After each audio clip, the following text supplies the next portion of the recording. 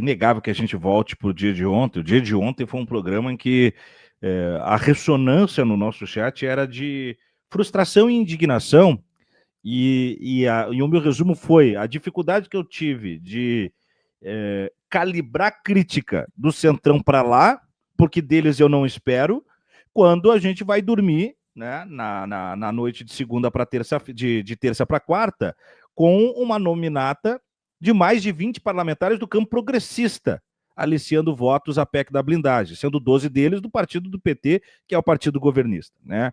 E aí, bom, aí a gente abriu o trabalho aqui ontem, professora, eu e Adriano Diogo, tentando entender por que Gilmar Tato, Seleguinho, por que esses caras fizeram? E aí, tá, não conseguimos nada razoável. Aí fomos para a participação do Breno Altman, não conseguimos nada razoável. Antes da entrada do Moisés Mendes, o Gilmar Tato se manifestou. Mas a manifestação dele, para mim, foi pior. A emenda saiu pior do que o soneto. Porque aí eu dizia, olha, o Edinho Silva tem que vir a público antes do período de votação da urgência da anistia, para justificar se de repente isso pode ter sido um gancho e tal. Aí o Edinho vem em Globo News e diz o seguinte: nós fizemos o gesto conforme foi explicado pelos caras, mas não quer dizer que os caras vão devolver o gesto. Eu digo, não, mas um gesto que é feito e não é devolvido não existe, né? Então, como é que a gente pode traduzir aí agora, você falando não só como analista, mas como integrante do partido, professor? Então, eu vou te dizer que eu não me desiludi, eu não me decepcionei, porque as minhas expectativas são baixas. Eu sou do Partido dos Trabalhadores, eu não tenho a menor dúvida, né, de que hoje o PT é a melhor organização da classe trabalhadora, mas dizer que ela é a melhor que temos não significa dizer que ela é, vamos dizer, o que está dentro do meu ideal, do que precisamos de uma organização partidária no Brasil da classe trabalhadora. Inclusive, a respeito, né, de todo esse debate que eu estava fazendo antes, o PT tem uma dificuldade monstra de fazer o debate e dizer, olha, o problema está no capitalismo e nós somos o antissistema de verdade, né? Hoje em dia, dá para dizer que o PT é muito parecido com o PMDB do final da ditadura, né? Aquele lugar onde você fala, eu vou ficar aqui porque aqui eu consigo fazer oposição aos fascistas com força social suficiente para barrar algumas coisas. Mas eu não tenho ilusões, né? A gente tem dentro dos quadros do PT quadros que são, eu chamaria inclusive de reacionários mesmo. Eu vou citar 2 nomes, correndo risco, não vou apanhar feito um cachorro, mas é a paz da vida. Que são Odair Cunha, que é o ex-líder do PT. Ele estava no lugar que o Lindbergh está hoje. Não sei nem se você registrou essa informação, porque ele era subsumido ali, né? Quase a gente não via a existência dele. E o outro é um cara chamado Flávio Nogueira. Por que eu estou citando essas 2 figuras? Porque eles 2 já votaram contra os direitos das mulheres várias vezes. Eles são caras aliados à lógica machista misógina em várias situações. Por exemplo, coisas equivalentes ao Estatuto do Nascituro, né? Que é um atestado do Estado de que a mulher não é dona do próprio corpo. É isso que o Estatuto do Nascituro quer dizer. E coisas alheias. Então, assim, a gente tem figuras, né? O PT é um partido de centro, não é um partido de centro-esquerda no máximo. Tem uma esquerda organizada lá dentro, eu, o Breno, umas figuras, eu acho que algumas pessoas, o próprio Lindbergh nesse momento, na ligação com o Lula, traz o partido para a esquerda, a Gleisi, mas a gente tem figuras como Rui Costa, que eu considero de centro-direita, e então eu não fico exatamente surpresa, assim, não é que eu fosse esperado, mas quando eu leio, eu falo, né, então, não me surpreende tanto, porque a gente tem figuras que são realmente reacionárias. Não sei se são os 12, tem uns nomes ali que eu nunca ouvi falar, o que para mim já diz bastante coisa, né? Quando você tem uma pessoa que nem eu, assim, que é militante, que acompanha o partido, e toda vez que eu descubro um nome que eu nunca tinha ouvido falar na bancada do PT, que é relativamente grande, tem 67 nomes, mas eu fico pensando, gente, onde é que essa pessoa se esconde? Né? Porque a gente não acha, né, nos debates do partido, nos debates internos, que eu acompanho bastante.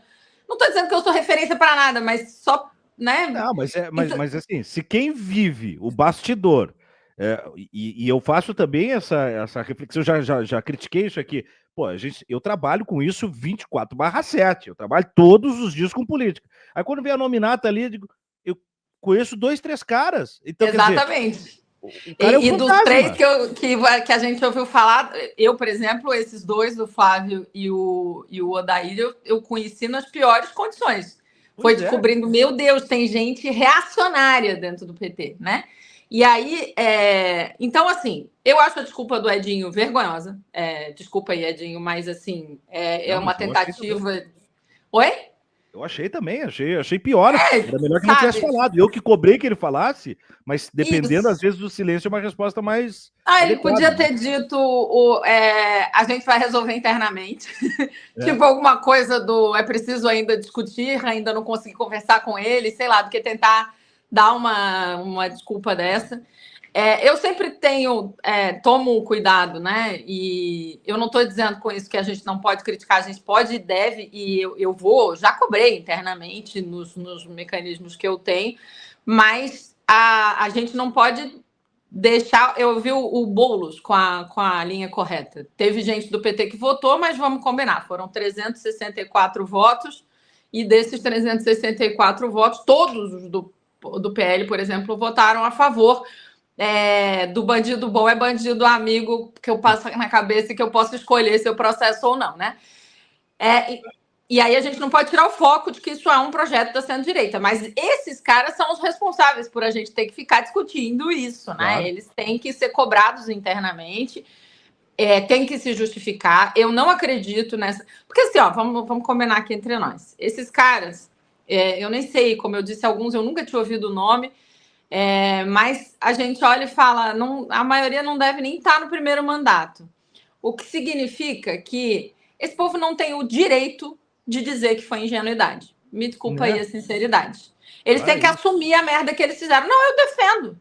Tem que defender. Então diz, eu defendo porque eu acho que, sei lá, repete as bobagens do PL. Agora, dizer que é porque...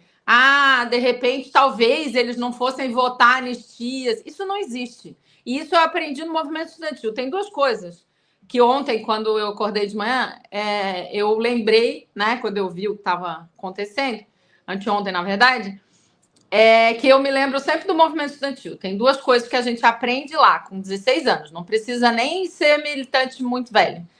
A gente aprende primeiro que quem tem o controle da pauta só coloca o que quer para votar quando tem certeza que vai ganhar ou quando tem certeza que vai perder. Ou seja, quando ele se ele tem o controle da pauta, ele só vai colocar para votar o que ele quer. E o segundo, a gente não faz acordo unilateral, isso não existe. Então, assim, você não faz né? Não, eu estou fazendo uma coisa que vai manchar a minha imagem para sempre, porque eu estou dizendo, e eu não passo a mão na cabeça de ninguém. Para mim, cada um que votou ali ou está com medo de receber processo, porque eu não consigo encontrar outra justificativa efetiva. Então, assim, você dizer que você fez o gesto não existe. A gente às vezes falha nisso, mas a direita, raramente. Quando você está com força, você rompeu a inércia para empurrar uma coisa que você está tentando há tempo, você vai, como diria João Batista, enfiar até o talo. Não tem esse negócio de ficar com conversa. Entendeu? João Batista era um velho vereador de Niterói do PT, que era uma figura muito interessante, pitoresco, eu diria. E ele falava essas coisas. Quando começa, que você rompe a inércia, você estava com uma barreira. A barreira estava te parando, linha de física básica. Você tem que fazer um certo esforço maior, né, para fazer o carro andar, sabe, o carro quebrado? Você não tem a impressão de que o primeiro esforço que você faz é maior que é para fazer o carro andar? Depois que andou, coleguinha, você não vai deixar esse negócio morrer até você conseguir enfiar tudo o que der. Então, eles não vão parar. Eles não pararam ontem, né? Hoje... Ontem o Hugo Mota terminou convocando sessão hoje, 18 horas, se eu não estou doida.